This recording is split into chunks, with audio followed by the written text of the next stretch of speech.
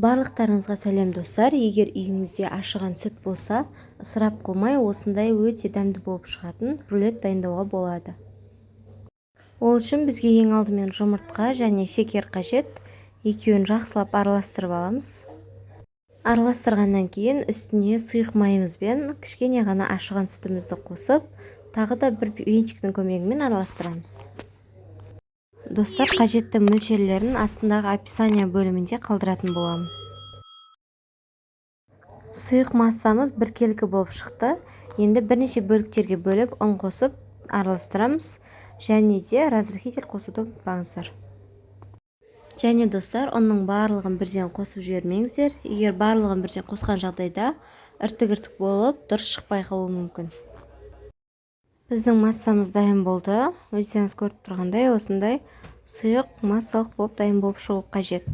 Енді осыны пергамент қағазымызға барлық жағын тегістеп, жақсылап құйып шығамыз.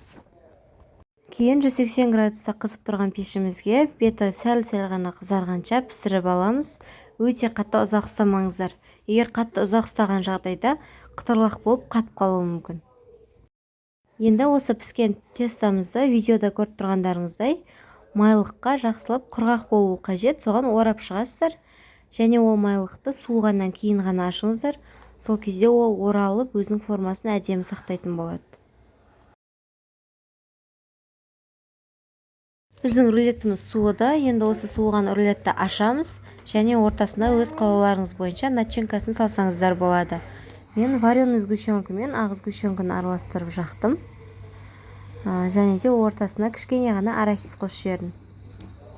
Егер қатты тәтті болып кеткенін ұнатпайтын болсаңыздар, сгущенканы пайдаланудың қажеті жоқ достар, өйткені қатты тәтті болып кетеді екен. Маған шынымды айтсам сгущенкамен ұнай қоймады, бірақ крем жақсаңыздар өте дәмді болады. Кейін өз қалауларыңыз бойынша осылай сәндеп шығасыздар. Барлықтарыңызға ас болсын.